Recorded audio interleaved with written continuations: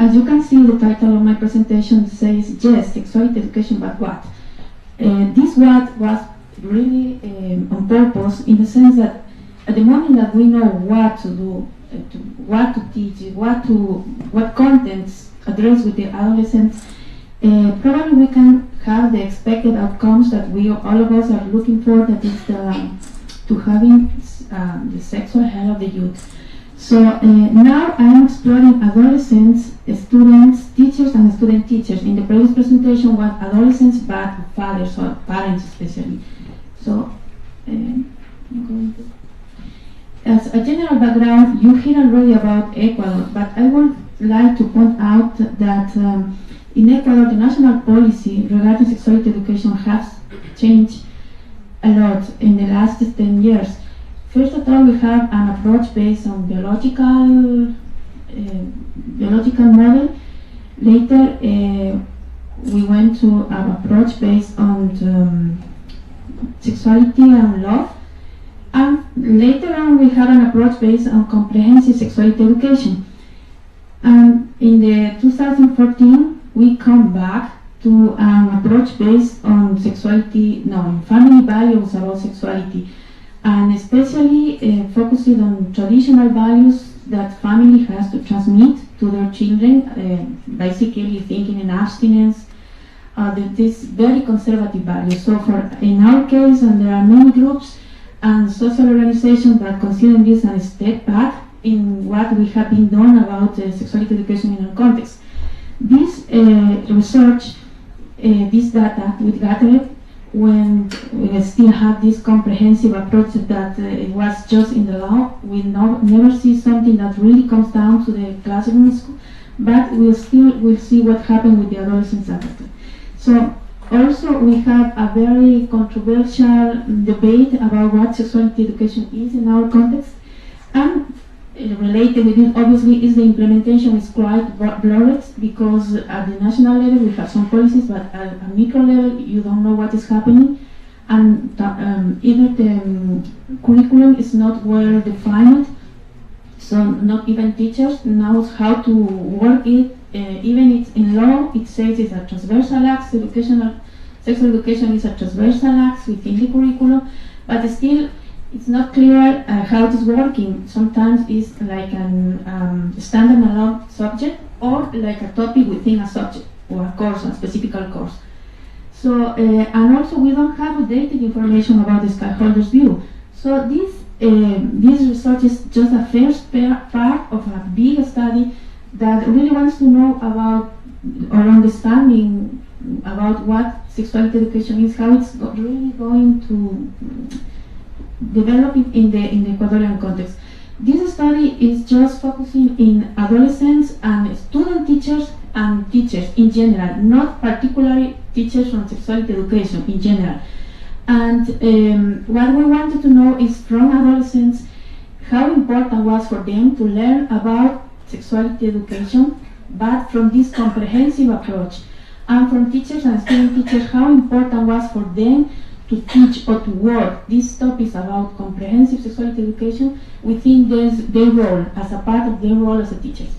We use as framework the IPPF framework of comprehensive sexuality education. It has 7 dimensions, so we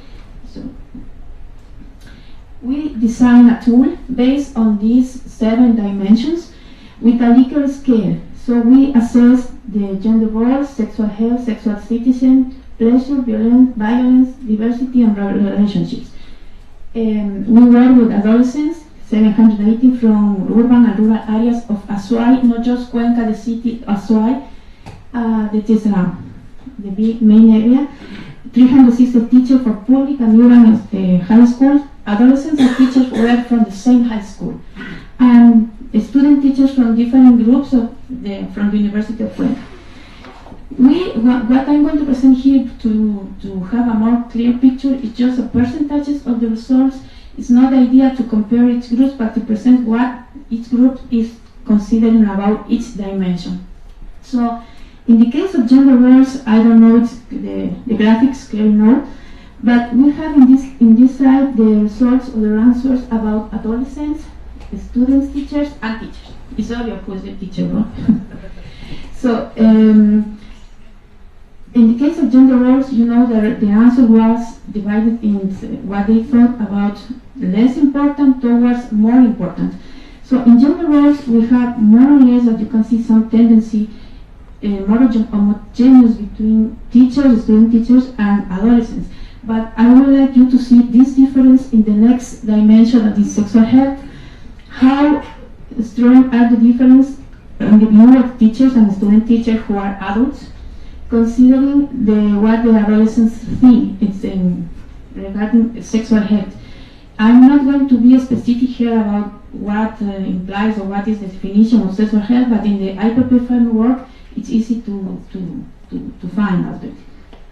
So in the case of sexual rights also, or sexual citizen rights, that was how is the IPPF defined. Also you can see the tendency of adults and teachers, student teachers, and as you can see there are not strong difference between teachers and student teachers, but yes, with adolescents it's more spread the opinions regarding this dimension. The next one, it's about pleasure. Also you can see here more I'm not going to see homogeneity, but less difference than the previous one regarding this dimension between the groups. And in violence also we can find a clear tendency in adults or teachers and student teachers to consider extremely important to learn about that. Also for adolescents, but not in the case or not with a strong tendency like in teachers and student teachers. And diversity also, as you can see, it's more or less the tendency, it's the same as the previous one. And the final one is relationships. That, as you can see, the results are quite similar to gender because I think they are very related, no, are very connected. Also, we have about some background variables. I'm not going to go here in detail, but probably later on we can come with some questions. But the main difference that we find between adolescents considering the background variables was in gender, about if they were male or female. We have a strong difference between their interest in gender roles, sexual health, sexual violence, and diversity. And we have a very specific background variable that is migrating parents, because our area is characterized by the high rates of children with migrating parents. So this condition makes them to feel or to stay in some kind of vulnerability.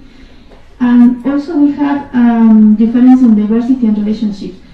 In teachers, we have just as we expected, much more difference considering the background variables, but gender gave us some difference, and also geographical location of teachers, considering they were urban and rural.